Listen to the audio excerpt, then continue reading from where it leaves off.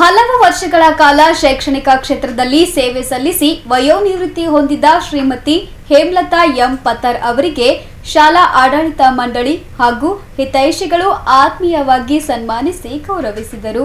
ನಗರದ ಕರ್ಣೇಶ್ವರ ಕಾಲೋನಿಯ ಮೌನೇಶ್ವರ ನಿಲಯದಲ್ಲಿ ಏರ್ಪಡಿಸಲಾಗಿದ್ದ ಸನ್ಮಾನ ಸಮಾರಂಭವನ್ನು ಕಲಬುರಗಿ ದಕ್ಷಿಣ ವಿಧಾನಸಭಾ ಕ್ಷೇತ್ರದ ಶಾಸಕ ಅಲ್ಲಂಪ್ರಭು ಪಾಟೀಲ್ ಅವರು ಉದ್ಘಾಟಿಸಿ ಮಾತನಾಡಿದರು.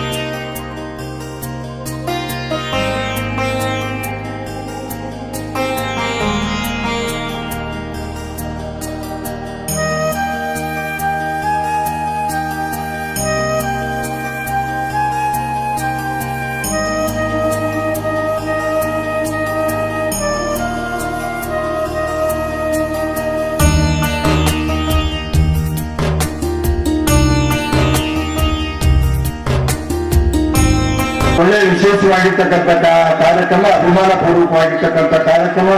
ಇದರಲ್ಲಿ ಭಾಗವಹಿಸಿರ್ತಕ್ಕಂಥ ಬಡಾವಣೆ ಮತ್ತು ಅವರ ಆತ್ಮೀಯ ಮಿತ್ರ ಮಂಡಳಿ, ಬಂಧು ಬಳಗ ಕೂಡ ಇಲ್ಲಿ ಆಗಮಿಸಿದಿರಿ ಮತ್ತು ಮಾಧ್ಯಮದ ಮಿತ್ರರೇ, ಇವತ್ತು ತಮಗೆಲ್ಲ ಗೊತ್ತಿದೆ, ಒಂದು ಮನುಷ್ಯ ಹುಟ್ಟಿದ ಮೇಲೆ ಅವನ ಜೀವನ ಪರ್ಯಂತವಾಗಿ ಮಾಡಿರ್ತಕ್ಕಂಥ ಸಾಧನೆಗಳು.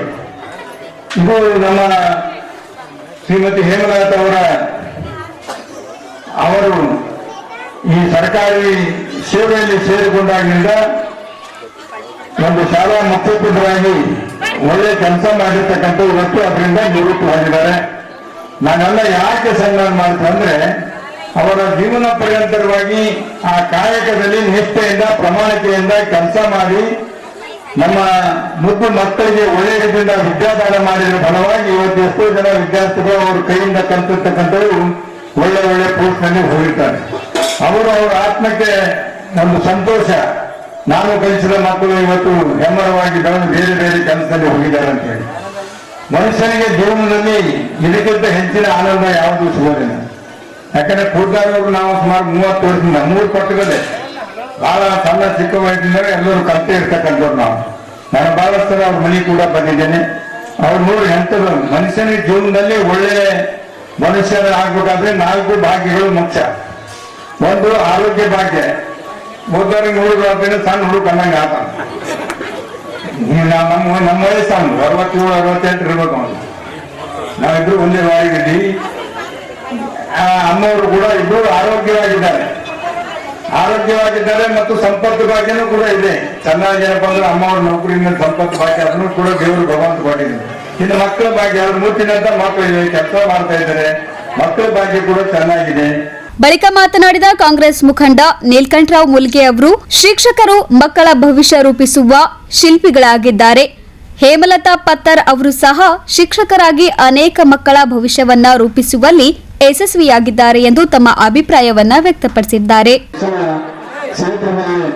ಮಕ್ಕಳಿಗೆ ಒಂದು ಒಳ್ಳೆ ಶಿಕ್ಷಣ ಕೊಟ್ಟು ಹಾಗೂ ಒಂದು ಮಕ್ಕಳಿಗೆ ಒಂದು ಒಳ್ಳೆ ದಾರಿಯಲ್ಲಿ ಅವರಿಗೆ ಸಾಗಿಸಿ ಹಾಗೂ ದಿನ ಬೆಳಗಾದರೆ ಹೆಣ್ಣು ಅಂದರೆ ಒಂದು ನಮ್ಮ ಸಮಾಜದ ಕಣ್ಣು ಹಾಗೂ ದೇಶದ ಒಂದು ಕಣ್ಣು. ಅವರು ಒಂದು ಇದನ್ನ ತಾಯಿ ಸಾಕಷ್ಟು 38 ವರ್ಷಗಳ ಕಾಲ ದಿನನಿತ್ಯ ಮಕ್ಕಳಿಗೆ ವಿದ್ಯಾಭ್ಯಾಸ ಮಾಡಿ ಒಳ್ಳೆ ಯಾವುದೋ ಒಂದು ಕಪ್ಪು ಚುಕ್ಕೆ ಇಲ್ಲದಂತ ಒಂದು ಶಿಕ್ಷಣ, ಗುಣಮಟ್ಟದ ಶಿಕ್ಷಣ ಮಕ್ಕಳಿಗೆ ಕೊಟ್ಟು ಹಾಗೂ ಅವರ ಕೈಯಲ್ಲಿ ಕಲಿತ ಮಕ್ಕಳು ಇವತ್ತು ಒಳ್ಳೆ IAS, IPS, ಡಾಕ್ಟರ್, ಇಂಜಿನಿಯರ್, ಒಳ್ಳೆ ರಾಜಕಾರಣಿ, ಒಳ್ಳೆ ಬಿಸ್ನೆಸ್ ಸಾಕಷ್ಟು ಜನ ಅವರ ಕೈಯಲ್ಲಿ ಕಲಿತರು ಸಾಕಷ್ಟು ಒಳ್ಳೆ ಹುದ್ದೆಗೆ ಹೋಗಿದ್ದಾರೆ.